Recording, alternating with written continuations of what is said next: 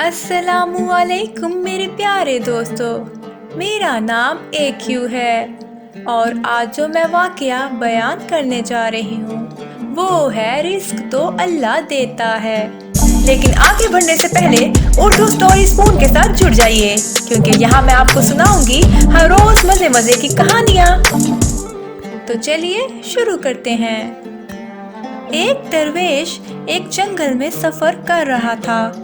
اس نے ایک لنگڑی لومڑی کو دیکھا جو بے بسی کی چلتی پھرتی تصویر تھی۔ اس درویش کے دل میں خیال آیا کہ اس لومڑی کے رزق کا انتظام کیسے ہوتا ہوگا، جبکہ یہ شکار کرنے کے بھی قابل نہیں ہے۔ درویش ابھی یہ بات سوچ ہی رہا تھا کہ اس نے ایک شیر کو دیکھا جو منہ میں گیدڑ دبائے اس لومڑی کے نزدیک آیا۔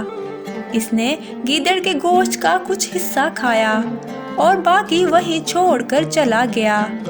لومڑی نے اس باقی کے گوشت میں سے کھایا اور اپنا پیٹ بھرا۔ درویش نے جب سارا ماجرا دیکھا تو اسے اتفاق قرار دیا اور یہ دیکھنے کے لیے کہ یہ لومڑی دوبارہ اپنا پیٹ کیسے بھرے گی وہیں قیام کیا۔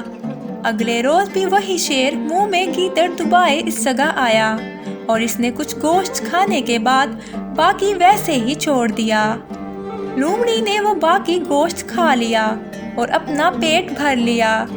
درویش سمجھ گیا کہ اس کے رزق پہنچانے کا انتظام اللہ کی طرف سے ہے۔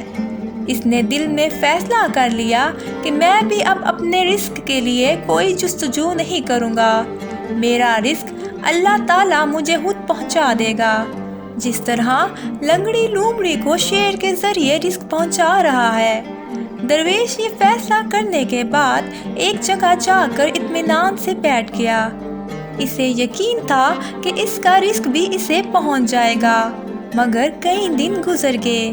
اس کے لیے کھانے کی کوئی شے نہ آئی، یہاں تک کہ وہ کمزوری کی انتہا کو پہنچ گیا۔ اس دوران اس نے نزدیک ایک مسجد کے محراب سے یہ آواز سنی کہ اے درویش، کیا تو لنگڑی لومڑی بننا چاہتا ہے یا پھر شیر جو اپنا شکار خود کرتا ہے، جس میں سے خود بھی کھاتا ہے اور دوسروں کو بھی کھلاتا ہے؟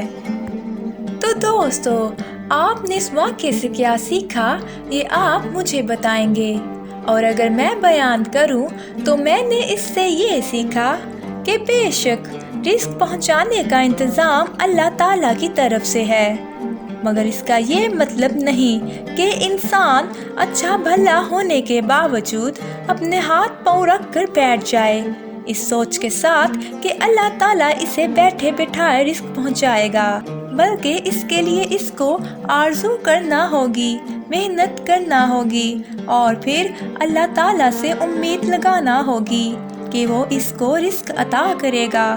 وہ لوگ جو محتاج ہیں اور محنت نہیں کر سکتے، اللہ تعالیٰ نے ان کے لیے ایسا انتظام کر رکھا ہے کہ انہیں ان کا رزق ملتا رہتا ہے، مگر محتاج سے صحت مند اور محنتی شخص زیادہ بہتر ہے۔ محنت کرنے والا اللہ تعالیٰ کا دوست ہے۔ تو میرے پیارے دوستو، ملتے ہیں کل اگلی کہانی کے ساتھ، تب تک اپنا خیال رکھیے گا۔ اللہ حافظ۔